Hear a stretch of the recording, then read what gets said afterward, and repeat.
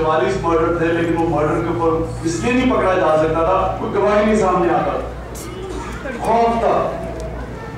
ये L Capone को 100 times से मल्टीप्लाई कर दो तो यहाँ ये हिसाब है। लोग डरते हैं, खौफ है कि जी वो मरवा देगा, और बाकी मरवा देगा। मैं आपको बता नहीं सकता कि कितने मुझे बेवाओं के, लड़कों के टेलीफोन आए, कोई यूरोप में छुपे हुए, कोई अमेरिका में, किसी का खामद मार दिया, किसी के बच्चे, और सारे उर्दू स्पीकिंग, सबसे ज्यादा उर्दू स्पीकिंग लोग मरवाए हैं। तो मैं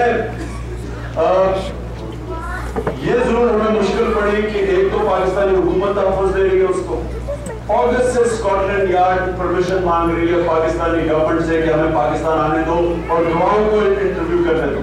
अगस्त से अभी तक इजाजत नहीं दी पाकिस्तानी गवर्नमेंट ने। कोई टेररिस्ट केस होता है तो फौरी उनको खुली इजाजत है, लेकिन जो हमारे टेररिस्ट अभी तक इजाजत नहीं दी। और दूसरी चीज के गवाह, हमने कई दफा मेरे से गलती से कोई निकल की बात, वो फौरी उन्होंने गवाह को भगा दिया, गायब कर दिया। तो इसलिए मैं आपको ये नहीं बता सकता कि केस की नौयत क्या है, लेकिन मैं आपको ये कह सकता हूँ कि इंशाल्लाह शायद थोड़ी देर में आपको खुशखबरी सुनाई देगी।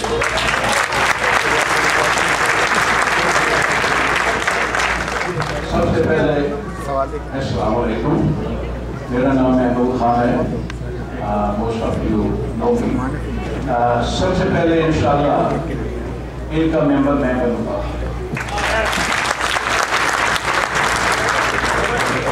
और जब इन्होंने वो प्लाटू की बातें की तो मुझे याद आया कि एक आदमी ने पाकिस्तान में प्लाट खरीदा था, तो 2 साल के बाद जब वो वापस गया तो प्लाट वहाँ पर नहीं था। तो किसी ने कहा भी मेरा प्लाट था, उसने कहा किसी मकान के नीचे आ गया होगा।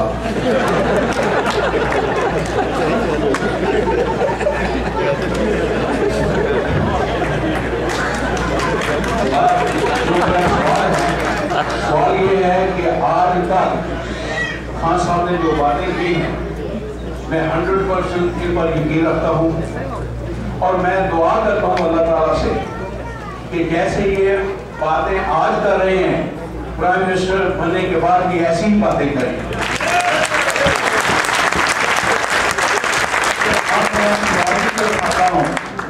आज तक नवाज शरीफ साहब ने जजों की बहाली का सवाल उठाया हुआ था, उनका एक ही नारा था कि सबसे पहले ये काम होगा।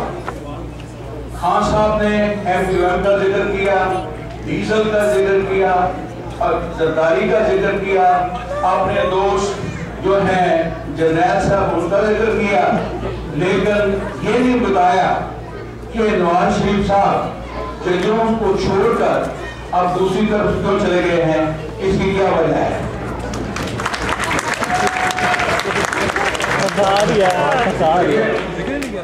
आगे सबसे लड़ाई शुरू हुई, अब बाकी उसको एक आदमी रह गया।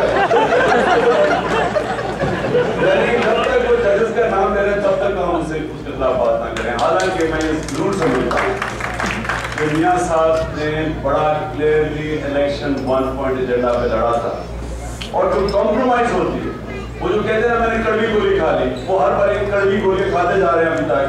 जरदारी से जब मीटिंग होती है मियां साहब कड़वी गोली खा लेते हैं। कड़वी गोली है वो, यानी कि कॉम्प्रोमाइज। ये मैं कॉम्प्रोमाइज हमेशा अपने ऑब्जेक्टिव के लिए होती है, ऑब्जेक्टिव के ऊपर आप कॉम्प्रोमाइज नहीं करते। यानी कि सुलह हुदैबिया एक बड़ी अजीम कॉम्प्रोमाइज थी बड़े मकसद के लिए, लेकिन मकसद के ऊपर हमारे नबी सल्लल्लाहु अलैहि वसल्लम ने कभी कॉम्प्रोमाइज नहीं। तो ये जो अभी सुबह कॉम्प्रोमाइज हो रही है, ये मियां साहब कभी गोली खाते खाते हथिया कोई ना दफना दे, हमें बड़ा खतरा है। तो फिर हमारी मियां साहब की बिल्कुल बंदूकें उधर भी चलनी शुरू हो जाएगी, लेकिन मैं चाहता नहीं ये हो, क्योंकि मैं समझता हूँ कि मियां साहब को पूरा स्टैंड लेना चाहिए इस वक्त। और ये जो इम्पीचमेंट का ड्रामा है, ये जो जरदारी एक और कार्ड खेल गया, इनको समझना चाहिए कि क्या होने वाला है। और इंशाल्लाह आप फिक्र ना करें, आप कहते हैं कि मैं प्राइम मिनिस्टर बन के भी ऐसा रहूंगा, शायद इससे और भी ज्यादा आपको काम करके दिखा दूं जो अभी भी मैं आपको।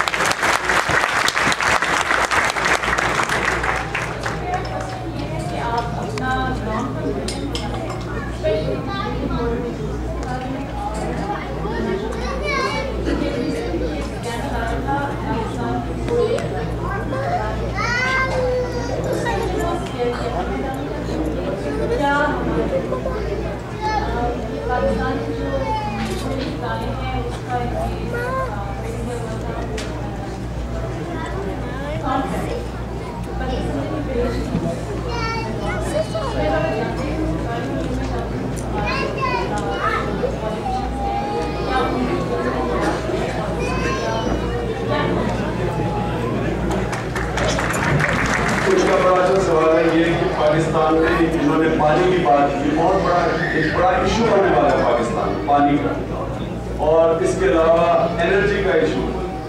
ये सारे डेफिसिट है, पानी है, एनर्जी है, और उसके अलावा जो खाने का डेफिसिट, अनाज कम हो रहा है, आबादी बढ़ रही है। फिर एक एजुकेशन का बहुत बड़ा क्राइसिस कि सारा जो स्टेट स्कूल एजुकेशन स्ट्रक्चर है वो कोलैप्स कर गया। फिर एनवायरनमेंट का इशू है, आलूदगी कि दरियाओं को कंटेमिनेट किया जा रहा है, हवा कंटेमिनेट है, अनचेक है सब कुछ, कोई लॉन्ग टर्म प्लानिंग नहीं है। तो ये एक्चुअली इश्यूज तो अगर मैं आपके सामने रखूं तो ये हम सारा वक्त इश्यूज पे चले जाएंगे, मैं आपको डिप्रेस नहीं करना चाहता।